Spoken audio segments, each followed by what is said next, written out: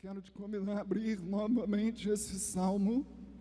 Enquanto você abre o salmo, acredita-se que Moisés tenha escrito esse salmo durante o tempo da peregrinação do povo no deserto. A própria sociedade diz que este é um salmo de Moisés. E possivelmente ele escreveu esse salmo durante o tempo da peregrinação do povo no deserto. Então, você já viu que é um salmo bem antigo. E você vê aí no título desse salmo que ele está dizendo que é uma oração. Repita comigo: oração de Moisés. Então, o salmo que nós vamos meditar hoje é a expressão do coração desse homem de Deus através da sua oração. E se existe uma coisa que expressa quem nós somos, é exatamente a nossa vida de oração. Aquilo que nós pedimos a Deus, aquilo que nós pensamos sobre Deus, nós expressamos em nossas orações. Então, durante a leitura desse salmo, Moisés vai pintar um retrato de Deus. Aquilo que ele tinha conhecimento de Deus, desde a época que ele escreve Gênesis, Êxodo, Levítico, Número e Deuteronômio. Então você vai ver nesse salmo muita revelação de Moisés sobre o caráter de Deus, sobre quem é Deus.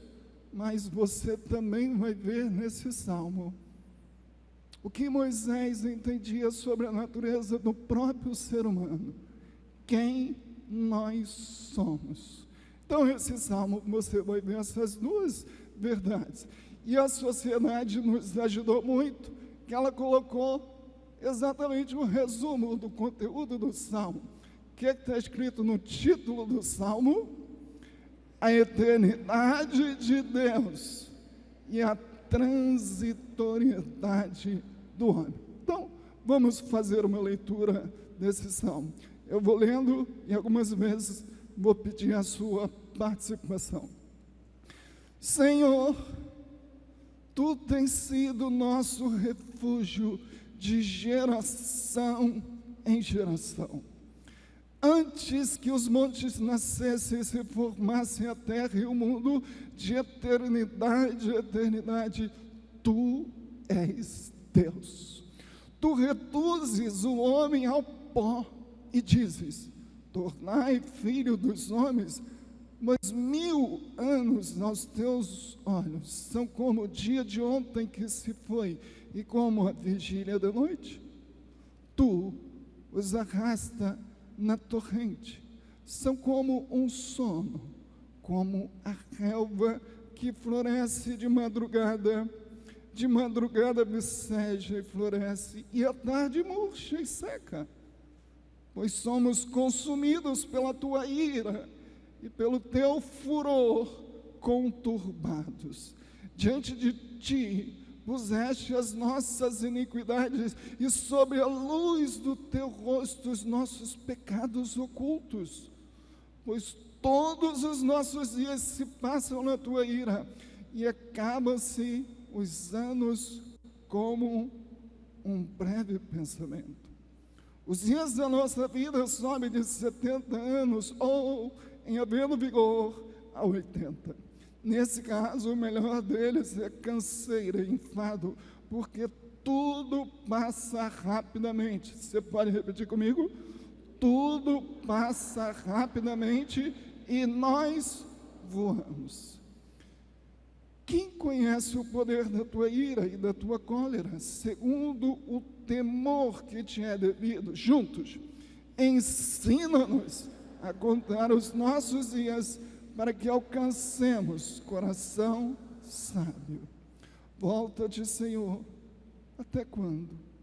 Tem compaixão dos teus servos, sacia-nos de manhã com a tua benignidade, para que cantemos de júbilos e nos alegremos todos os nossos dias. Alegra-nos por tantos dias quanto nos tens afligido, por tantos anos quanto suportamos a adversidade. Aos teus servos apareçam as tuas obras, e aos teus filhos a tua glória. Juntos, seja sobre nós a graça do Senhor nosso Deus. Confirma sobre nós as obras das nossas mãos. Sim, confirma a obra das nossas mãos. Senhor, essa é a tua palavra e o nosso pedido é que o teu Espírito ilumine o nosso coração para compreendê-la, porque a nossa mente humana é tão pequena, é tão incapaz de entender a sua grandeza. Mas o Senhor disse que o teu Espírito é o nosso professor, é o nosso mestre, e que o Senhor enviaria e enviou o seu Espírito para nos ensinar.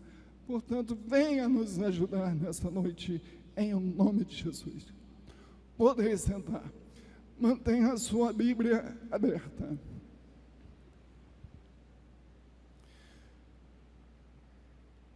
Como dissemos ao lermos esse salmo escrito por Moisés, nós não podemos deixar de perceber algumas verdades que são essenciais sobre a natureza de Deus e também sobre a natureza humana. Como disse, Moisés fala aqui muito dos atributos de Deus nesse salmo, mas ele também fala sobre a nossa condição humana, quem nós somos. Esse salmo, então, na sua primeira parte, ele expressa nessa oração de Moisés uma reflexão profunda que Moisés está fazendo na sua oração sobre a natureza de Deus e sobre a condição do homem. Pela leitura que nós fizemos, você pode perceber então que o salmo está dividido em duas partes. Você viu que do versículo 1 até o versículo 11, o salmista vai falando sobre Deus, sobre a ira de Deus, sobre a eternidade de Deus, sobre o pecado do homem, sobre a culpa do homem. Ele vai falando essas verdades até o versículo 11. Mas quando ele começa no versículo 12, ele começa a fazer pedidos. Ele começa a especificar em sua oração alguns pedidos. E o primeiro que ele faz é: ensina-nos a contar os nossos dias. E aí até o verso 17 ele faz alguns pedidos a Deus em sua oração. Então nós queremos pensar com os irmãos nessa noite, nesse salmo, à luz dessa verdade central que ele quer nos mostrar, que é exatamente a ideia da eternidade de Deus e da transitoriedade, da brevidade, da fragilidade da nossa existência. Às vezes, nós esquecemos dessa ideia, dessa verdade. O ser humano tem vivido sem se dar conta dessa realidade, da eternidade de Deus e da brevidade, da transitoriedade da sua existência. Então vamos ver esses pontos que o salmista coloca, a começar do primeiro verso. Logo no primeiro verso ele faz uma afirmação maravilhosa sobre o nosso Deus. Ele diz que Deus tem sido o nosso refúgio, por algum tempo. Não é isso? Ele diz que Deus tem sido o nosso refúgio como? De geração em geração. O salmista, então, ele está se recordando de que Deus sempre cuidou do seu povo. Possivelmente, quando ele escreve isso aqui, ele se lembra de toda a trajetória do povo de Deus. Desde o primeiro patriarca. Lembra do primeiro patriarca? Abraão. Lembra do segundo? Isaac. Lembra do terceiro? Jacó. Lembra de José? Lembra depois da formação da nação? Quando ele escreve isso, certamente, ou possivelmente, melhor dizendo, na sua memória, então, ele tinha essa recordação de que Deus sempre cuidou do seu povo. E ele começa a sua oração, ele começa o seu salmo, ele começa a sua reflexão com essa verdade que é essencial para a nossa confiança em Deus. Repita comigo: Deus sempre cuidou do seu povo. Diferentemente dos seres humanos, nós às vezes podemos começar fazendo alguma coisa por alguém, mas se nós não recebermos a devida retribuição, o devido reconhecimento, nós somos tentados a parar de fazer, porque nós vamos olhar para a ingratidão das pessoas e vamos parar de fazer. Mas pela sua própria fidelidade, pela sua própria natureza, o cuidado de Deus pelo seu povo é de geração em geração. Então, mais uma vez, Deus sempre cuidou do seu povo. Essa é a primeira verdade que ele abre o salmo. E aí ele, no verso de número 2, ele diz que antes que nascesse, que se formasse a terra e o mundo, o que ele fala? De eternidade a eternidade, tu és Deus. Aqui Moisés, então, está lembrando o que ele escreveu lá em Gênesis 1. Você se recorda de Gênesis 1? O que é que diz? No princípio, criou Deus os céus e a terra. E aí ele começa com toda a descrição da criação de Deus. Ele está mostrando, ele está lembrando aqui que o universo não é obra do acaso. Ele está lembrando aqui que um ser inteligente, com uma personalidade inteligente, criou todas as coisas. Ele está estabelecendo aqui um princípio para poder afastar a ideia que a criatura não se confunde com o Criador. Existe um pensamento já antigo que diz que o universo é a própria divindade. Isso é chamado de panteísmo, ou seja, confundir a criatura com o Criador. Moisés aqui afasta totalmente esse pensamento, mostrando que a criatura é resultado do ato soberano da vontade do Criador. E que a criatura não se confunde com o Criador. Nossos jovens que estão aqui, nossos adolescentes que estão aqui, quando chegarem nas suas escolas, quando chegarem nas suas universidades, vão aprender que o universo veio de diversas outras teorias, menos daquela que a Bíblia fala. Que o universo foi obra da criação direta da vontade do Deus soberano. E você, quando criança, aprendeu aqui que o mundo foi criado por Deus e tudo que nele existe.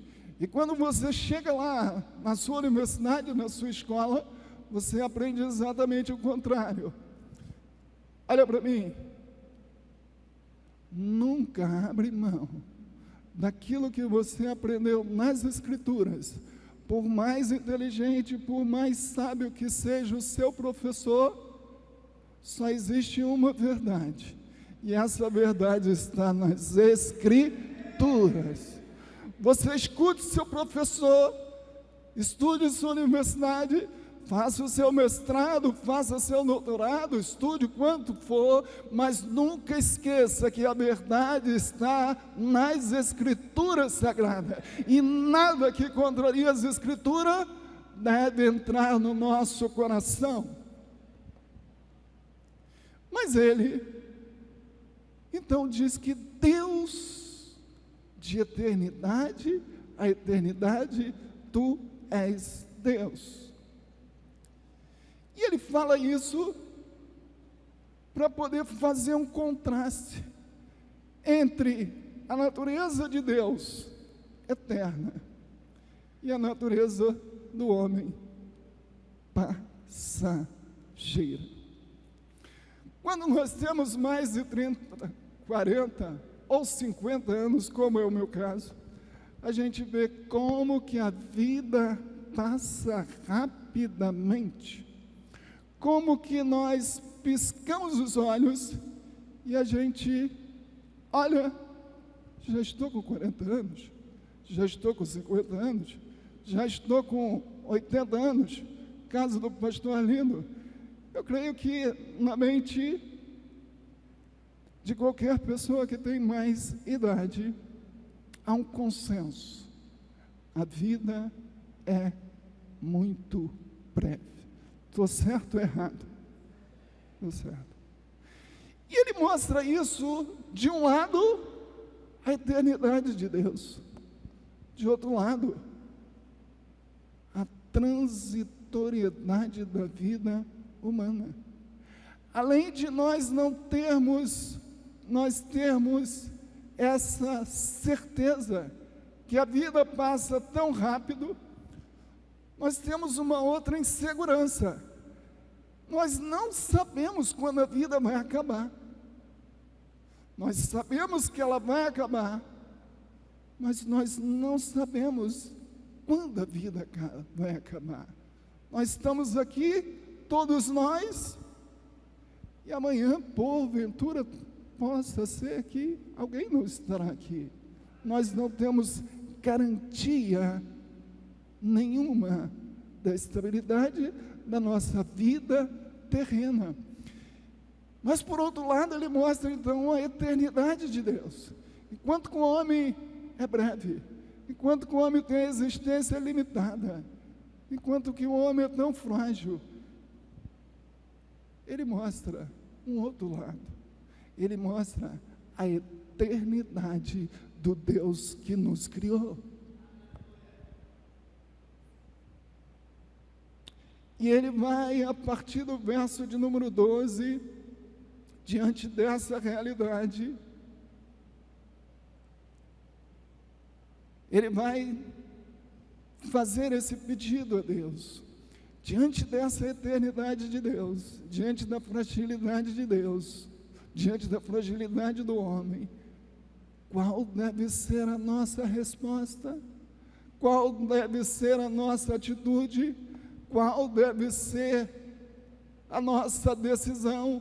Como nós devemos viver a nossa vida diante dessas realidades que quer o homem aceite ou não, quer ele goste ou não, são realidades que ele não pode fugir. E a terceira coisa que ele mostra está no versículo 3, está no versículo 5, está no versículo 10, que é o seguinte: por mais vigoroso e saudável que seja uma pessoa, ela não poderá escapar da sentença que existe sobre todos os homens.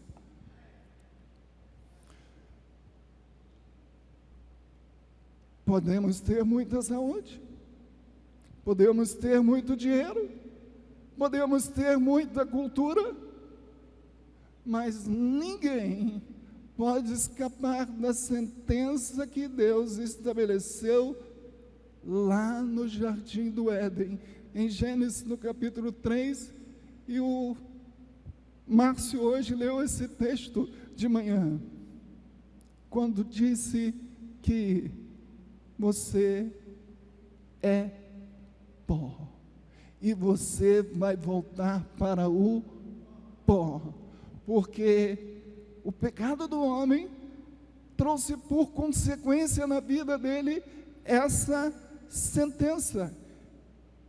E você que entrou aqui, ou você que está ouvindo, ou vai ouvir essa mensagem pela internet, você não pode ignorar essa verdade. Sobre todos nós existe essa sentença que Deus estabeleceu. E vai chegar para você um momento de que você vai deixar essa existência, você vai deixar essa vida. E aí entra a outra verdade que ele fala, que está no versículo 8, está no versículo 9. Olha o que ele diz: diante de ti pusestes as nossas iniquidades, e sob a luz do teu rosto os nossos pecados ocultos. Pois todos os nossos dias se passam na tua ira, e acabam os nossos anos como um breve pensamento. Ou seja, todos os homens terão que prestar contas ao seu Criador. A ideia de que o homem tem que prestar contas de como ele vive nesse mundo é uma ideia que ofende as pessoas, porque o ser humano, na sua natureza pecaminosa, ele não gosta da ideia de que tem alguém que controla a sua vida, de que tem alguém acima dele, que tem alguém que ele tem que prestar conta dos seus atos. Essa ideia ofende as pessoas, porque as pessoas não gostam da ideia de terem que prestar contas dos seus atos. Mas o que o salmista está mostrando a nós nesse salmo é que a fragilidade da nossa existência nos leva a pensarmos que um dia todos nós teremos que prestar contas diante do nosso Criador, e que tudo o que fazemos nessa vida está diante de Deus. Você pode esconder da sua esposa, você pode esconder dos seus filhos, você pode esconder da igreja, mas tudo que nós fazemos, somos e pensamos, está claro, visível diante dos olhos de Deus. É o que ele coloca: diante de ti pusestes as nossas iniquidades. Tudo que somos, tudo que fazemos está claro diante deles. E a Bíblia diz que aos homens está ordenado morrerem uma vez, vindo depois disso o juízo. Ou seja, não tem como escaparmos da ideia da prestação de contas, porque após a morte, a Bíblia diz que segue-se o juízo. Mas diante de todas essas reflexões que o salmista faz na primeira parte do salmo, mostrando toda a grandeza de Deus, mostrando toda a fragilidade do homem, mostrando essa nossa natureza pecaminosa, ele começa a partir do verso de número 11. Agora ele vai fazer então os seus pedidos a Deus. Ele vai apresentar a ele o seu clamor. E o primeiro que ele faz, e que eu quero destacar aqui para os irmãos, está nesse verso de número 12. Vamos repetir mais uma vez? Ensina-nos a contar os nossos dias, para que alcancemos o coração sábio. Se nós sabemos que somos tão frágeis, se nós sabemos que a nossa vida é tão passageira, se nós sabemos que o nosso Deus aguarda cada um para o momento da prestação de contas, traz ao nosso coração uma urgente necessidade de nós pedirmos ao próprio Deus que nos ensine a contar os nossos dias. O que Ele quer dizer com isso? Ele está querendo dizer que ele precisava então da sabedoria de Deus para que a sua vida pudesse ser vivida de forma que agradasse a Deus. Muitas pessoas têm abreviado os seus dias com a forma que vivem. Todos nós conhecemos pessoas desse tipo,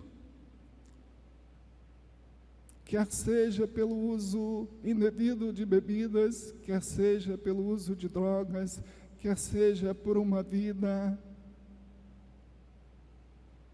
atolada no pecado. Quantas pessoas nós conhecemos que abreviaram o seu tempo, porque o seu estilo de vida entregue ao pecado, abreviaram o seu tempo. Quantos jovens morreram devido ao seu envolvimento com o tráfico, com as drogas? Quantas pessoas estão nessa hora, quantas mães choram por seus filhos que estão em presídios, porque não fizeram esta oração ou ignoraram o fato de que a sua vida deveria ser uma vida para a glória de Deus e, consequentemente,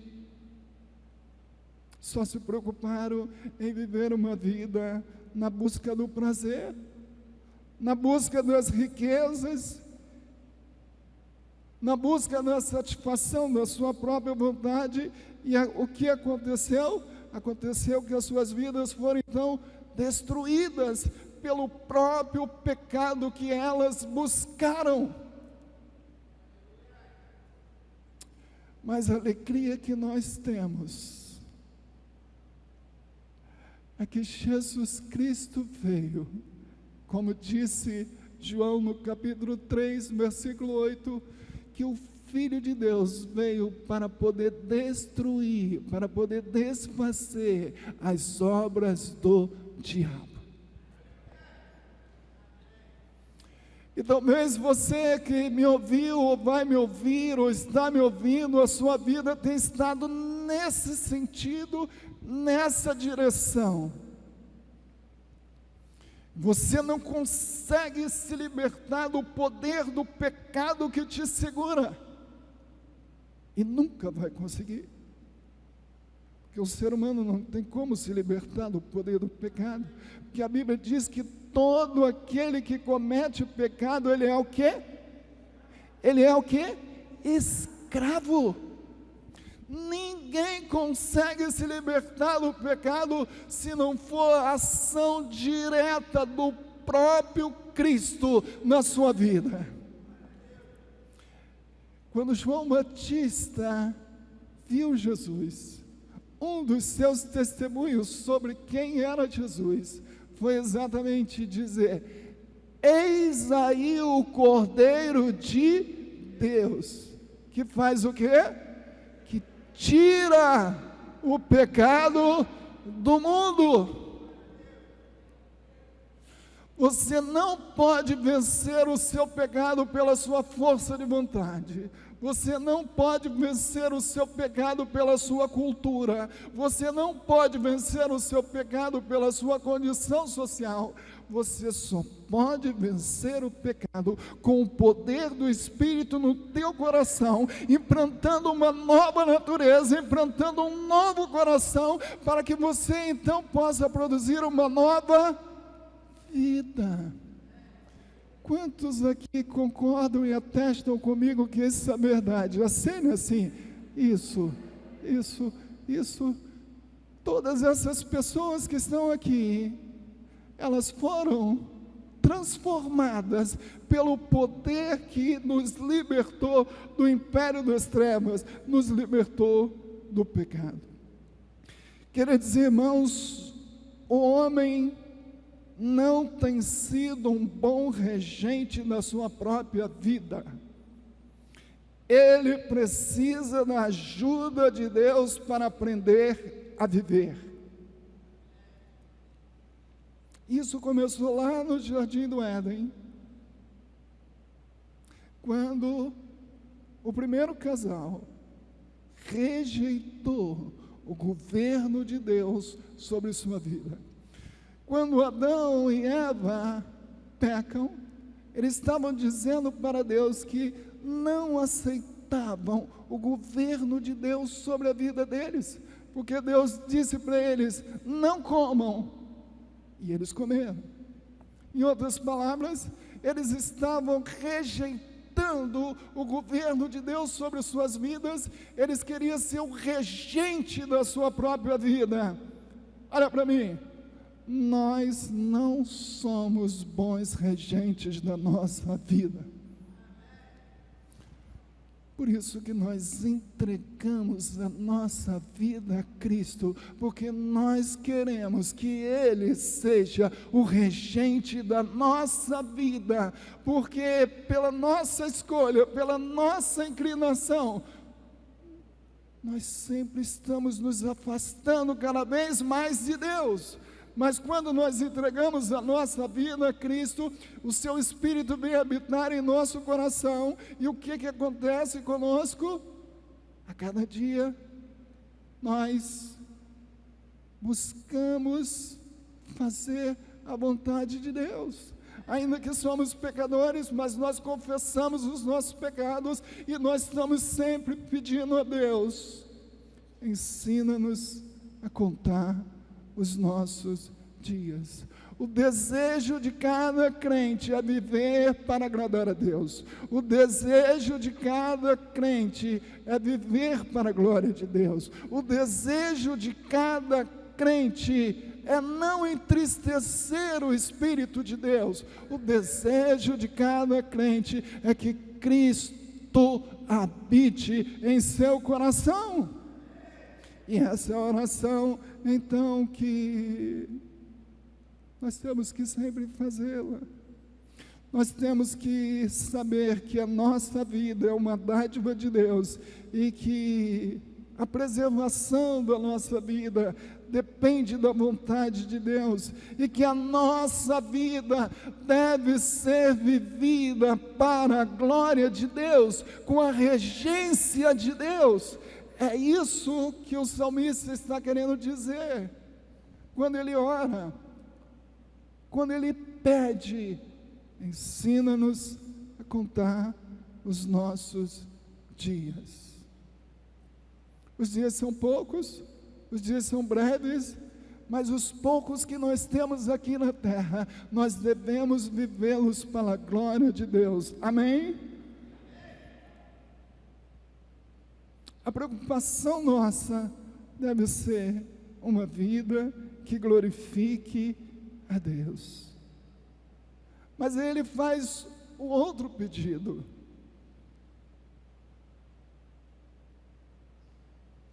E eu quero mostrar para você esse outro pedido que ele faz. Primeiro, ensina-nos a contar os nossos dias.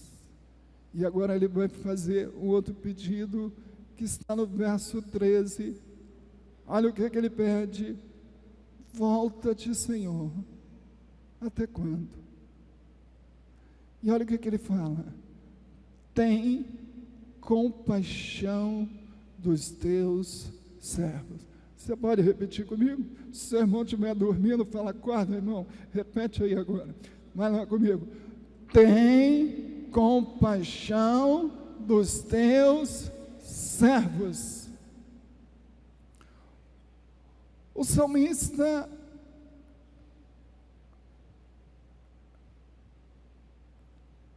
não apenas destaca aqui o atributo da eternidade de Deus como Criador.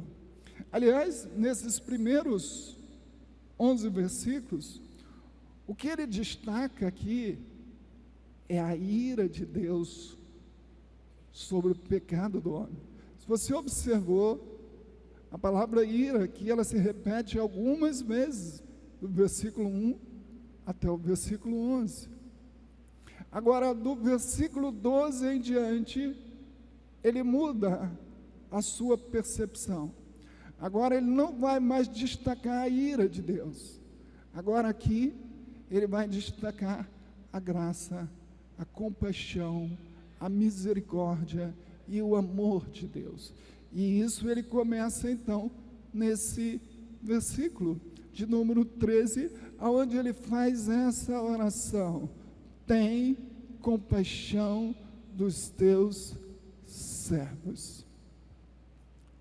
A graça, a misericórdia, o amor é um tema constante em todos, ou em grande parte dos 150 salmos que nós temos. Esse tema ele aparece repetido muitas vezes. A misericórdia de Deus, a compaixão de Deus, o amor de Deus, ele se repete muitas vezes. E um desses exemplos que nós temos, eu quero te mostrar rapidinho, onde o próprio salmista vai destacar essa compaixão de Deus, essa misericórdia de que Deus tem pelos pecadores. Ela está no Salmo de número 103. Dá uma olhadinha comigo rapidinho. Salmo de número 103. Olha o que diz o verso de número 3. Verso de número 3.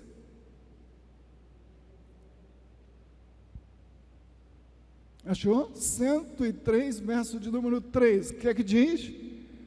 É Ele quem perdoa todas as tuas iniquidades e quem sara todas as tuas enfermidades. Agora, olha também o verso de número 10. O que diz? Não nos trata segundo nossos pecados. O que é isso, irmãos? Isso é sua graça, sua misericórdia. Olha o verso, a continuação: nem nos retribui consoante as nossas iniquidades. Olha ainda o que ele fala no Salmo 51, Salmo de número 51. Eu estou querendo te mostrar aqui como que essa percepção de Moisés, desde lá, no deserto, quando ele faz a sua oração, do Deus gracioso, do Deus misericordioso, já era tão forte, como que ela está tão latente nos Salmos. Olha o verso de número 1 do Salmo 51. O que é que diz? Compadece-te de mim, ó Deus, segundo a tua benignidade, e segundo a multidão das tuas, apaga as minhas, lava-me completamente da minha iniquidade, purifica do meu pecado, pois eu conheço as minhas transgressões e o meu pecado está sempre diante de mim. Agora olha o verso 4, leia comigo.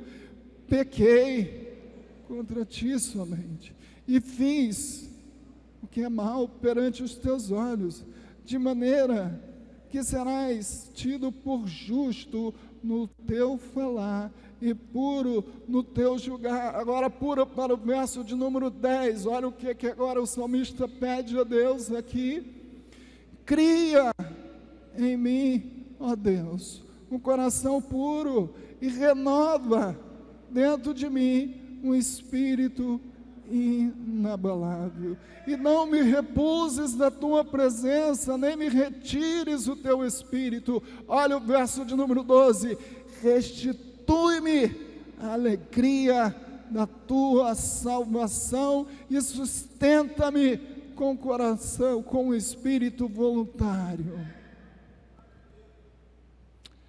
Queridos irmãos, às vezes nós esquecemos desse aspecto do caráter de Deus, que é a sua misericórdia. Às vezes nós, seres humanos, temos grande dificuldade em exercermos a misericórdia, e às vezes até mesmo aceitarmos a misericórdia de Deus. Todos esses textos que nós lemos mostram exatamente a grande compaixão de Deus, a grande graça de Deus, o grande amor de Deus que tem para com nós, pecadores.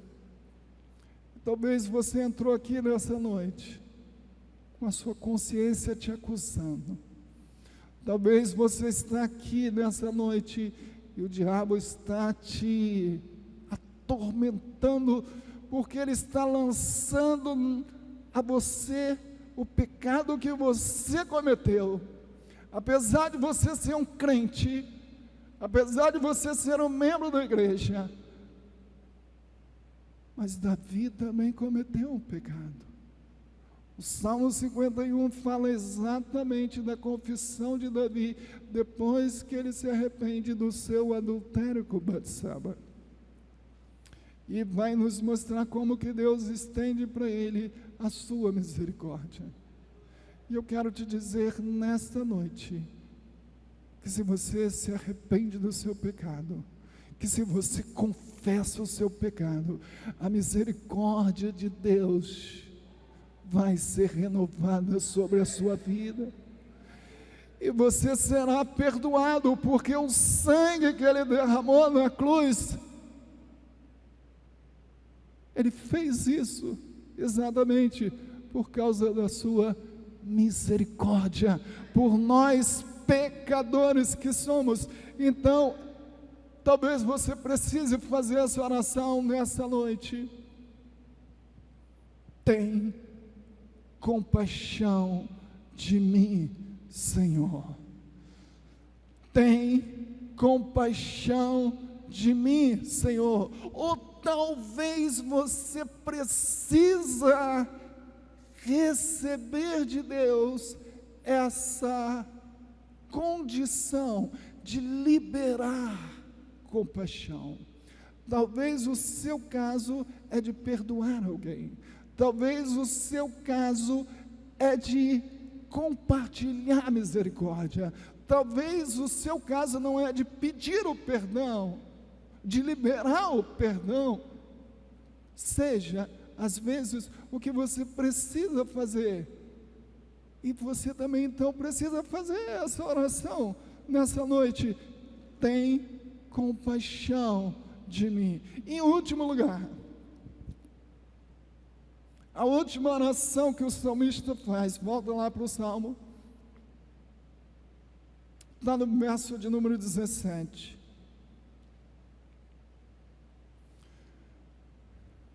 Existem outras orações que ele faz, mas nós não vamos comentar, em razão do nosso tempo. Selecionamos apenas essas três. E eu quero pular para a última, que está no versículo de número 17. Olha o que ele diz: seja sobre nós a graça do Senhor, nosso Deus. Confirma sobre nós as obras das nossas mãos. E aí ele repete: sim, confirma as obras das nossas mãos.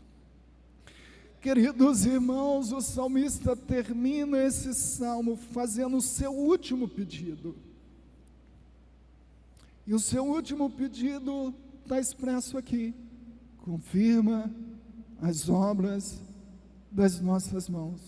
Isso quer dizer o quê? Isso quer dizer que a única garantia que nós temos vem do próprio Senhor. Ele é a nossa verdadeira segurança. Então, não podemos viver a nossa vida, que é tão passageira, sem reconhecermos que nós somos totalmente dependentes dele. E ele termina esse salmo com essa consciência, ou seja, que, preste atenção, que todo o nosso esforço, todos os nossos projetos, todas as nossas lutas, todos os nossos empreendimentos, para que sejam eficazes e duradouros, eles dependem de serem confirmados pelo Senhor. Ele está declarando aqui a sua total dependência de Deus, pedindo que Deus confirme as obras das suas mãos. Essa ideia também é bem explicada no Salmo de número 127, onde o salmista fala que se o Senhor não edificar a casa, em vão trabalham aqueles que a edificam. Ou seja, tudo que fazemos, tudo que somos, para que os resultados sejam duradouros, para que os resultados sejam eficazes, nós precisamos que Deus confirme as obras das nossas mãos. Na educação dos nossos filhos, precisamos que Deus confirme. Na nossa vida profissional, precisamos que Deus confirme. No nosso relacionamento com os nossos irmãos, precisamos que Deus confirme. Tudo que fazemos, cada aula que ministramos, cada pregação, cada tarefa que fazemos no reino de Deus, tudo que somos e tudo que fazemos, precisamos que Deus confirme os resultados. Nós não temos autonomia de sermos ou fazermos nada que não esteja ou que não seja confirmado pelas mãos do Senhor. Então o salmista encerra esse salmo com esse sentimento de que tudo que ele fazia, ou de que tudo que o povo de Deus faz, ou de que tudo que nós somos, dependemos de que Deus confirme as obras das nossas mãos.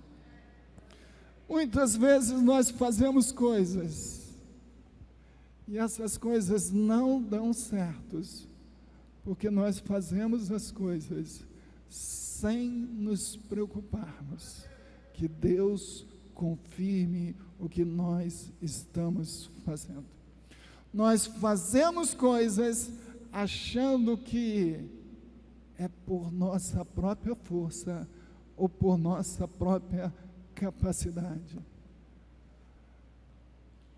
Mas o segredo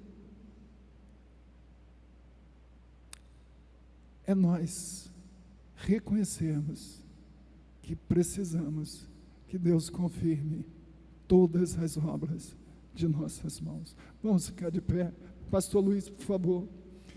Enquanto ele vem, eu quero orar por você.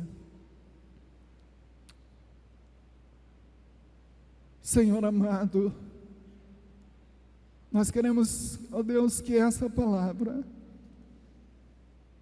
encontre lugar em cada coração.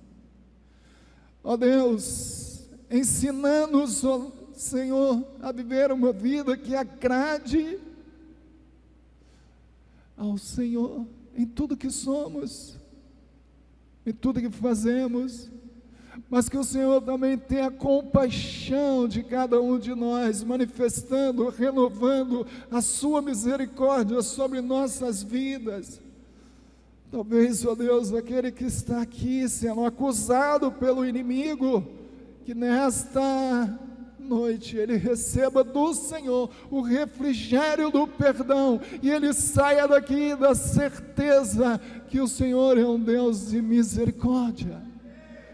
E ó Deus, também nós queremos que a nossa dependência do Senhor, declaramos e reconhecemos que dependemos do Senhor em tudo que somos, em toda a nossa vida, em todo o nosso ser. Nós queremos que o Senhor confirme as obras de nossas mãos. Não nos deixe agir sozinhos, Senhor, mas confirma cada obra que fizemos. Essa é a oração que fazemos, e a fazemos no nome de Cristo. E todos que concordam comigo, digam amém.